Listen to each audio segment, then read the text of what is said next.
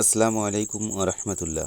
প্রিয় শিক্ষার্থী বন্ধুরা, আজকে আমি নবম শ্রেণীর ৫৮ পৃষ্ঠার ১১ নম্বর প্রশ্নের সমাধান করব ইনশাআল্লাহ। এখানে বলা হয়েছে তুমি তোমার পরিবারের গত ৬ মাসের খরচের হিসাব জেনে নাও। প্রতি মাসে খরচ এক একটি পদ বিবেচনা করে সম্ভব হলে একটি ধারায় রূপান্তর করো। তারপর নিচের সমস্যাগুলো সমাধানের চেষ্টা করো। কথাকে বলা হয়েছে ধারা তৈরি করা সম্ভব হয়েছে কি? এই ধারা তৈরি করা সম্ভব হয়েছে কিনা আমরা প্রথমে একটু দেখে আসি। কথাকে আমরা লিখেছি আমার পরিবারের গত ৬ মাসের খরচ জানুয়ারি মাসে ১০,০০০ টাকা, ফেব্রুয়ারি মাসে ১০,৫০০ টাকা, মার্চ মাসে ১১,০০০ টাকা, এপ্রিল মাসে ১১,৫০০ টাকা, মে মাসে ১২,০০০ টাকা, জুন মাসে ১২,৫০০ টাকা। যেহেতু প্রত্যেক মাসের খরচ তার পূর্ববর্তী মাস অপেক্ষা একই পরিমাণ বৃদ্ধি পেয়েছে, সেহেতু এটি একটি সমান্তর ধারা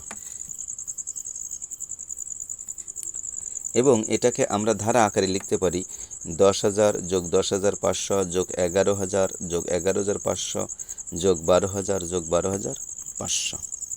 পরে বলা হয়েছে ধারা তৈরি করা সম্ভব হয়েছে কি? হলে কোন ধরনের ধারা পেয়েছো ব্যাখ্যা করো। আমরা এখানে অলরেডি দেখাই দিয়েছি যে ধারাটি একটি সমান্তর ধারা। খ দাগ, ধারার সমষ্টিকে একটি সমীকরণের মাধ্যমে প্রকাশ করো।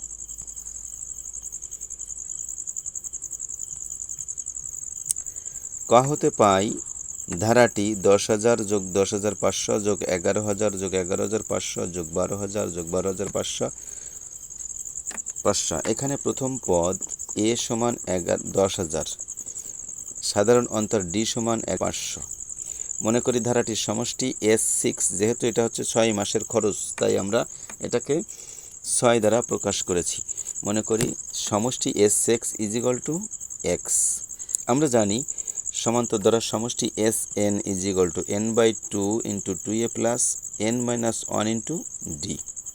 অর্থাৎ S6 লিখতে পারি 6/2 × 2a + 6-1 × d এখানে 6কে 2 দ্বারা কাটাকাটি করে আমরা পেয়েছি 3 এবং 2a যোগ 5d, অর্থাৎ এখানে 2a রেখেছি, 6 থেকে 1 বিয়োগ করলে পাই 5 এবং পাশে d বসিয়ে দিয়েছি, অর্থাৎ হয়েছে 5d সমান আমরা লিখতে পারি 3 দুনু 6a এবং 5-এর সাথে 3 গুণ করলে পাই 3-5 15d। শর্ত মতে এখানে S6 = X ছিল, আবার এখানে S6 পেয়েছি 6a + 15d। সুতরাং একসাথে আমরা লিখতে পারি 6a + 15d সমান X। এটাই হচ্ছে আমাদের সমীকরণ।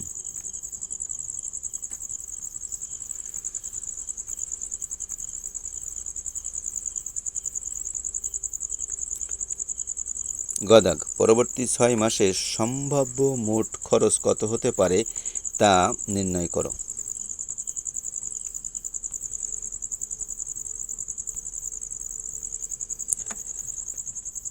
গদাগ, পরিবারের খরচ একই হারে বৃদ্ধি পেতে থাকলে পরবর্তী ৬ মাসের প্রথম মাস খরচ হবে ১২,৫০০ যোগ ৫০০ সমান ১৩,০০০ টাকা।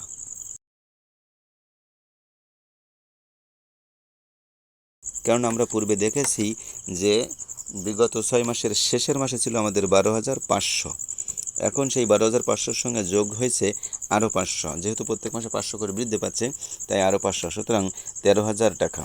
পরবর্তী ৬ মাসের খরচের সম্ভাব্য যে ধারাটা তৈরি হবে তাহলে সেই ধারার প্রথম পদ এ সমান ১৩,০০০ টাকা।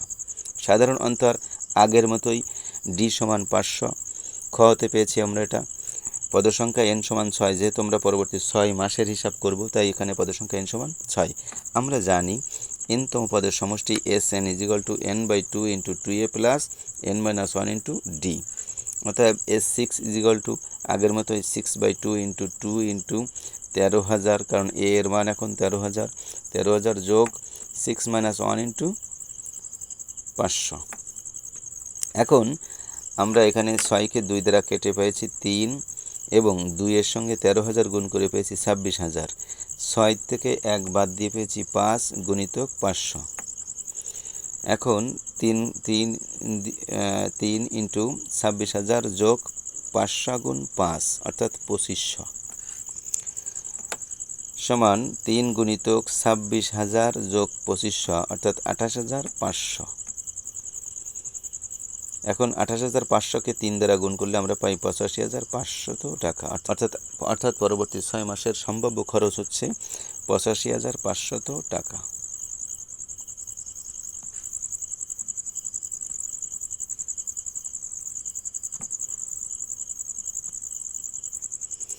ঘদাকে বলা হয়েছে পরিবারের মাসিক বা বার্ষিক খরচ সম্পর্কে তোমার উপলব্ধি বোধ লিপিবদ্ধ করো।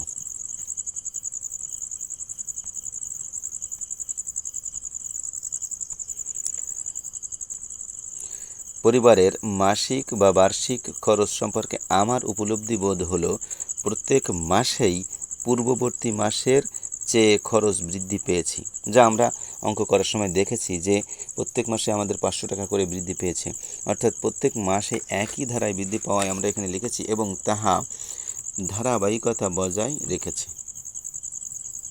প্রিয় শিক্ষার্থী বন্ধুরা, আজকের মতো এখানে শেষ করছি। তবে তোমাদের কাছে একটা বিশেষ অনুরোধ, যদি কোথাও বুঝতে সমস্যা হয় কিংবা নতুন কোনো ভিডিও চাও অথবা এই ভিডিও সম্পর্কে তোমাদের কোনো মতামত থাকে তাহলে অবশ্যই কমেন্ট করে জানাবে। তাহলে পরবর্তী ভিডিওতে সেই ধরনের সমস্যাগুলো সমাধান করে দেব ইনশাআল্লাহ।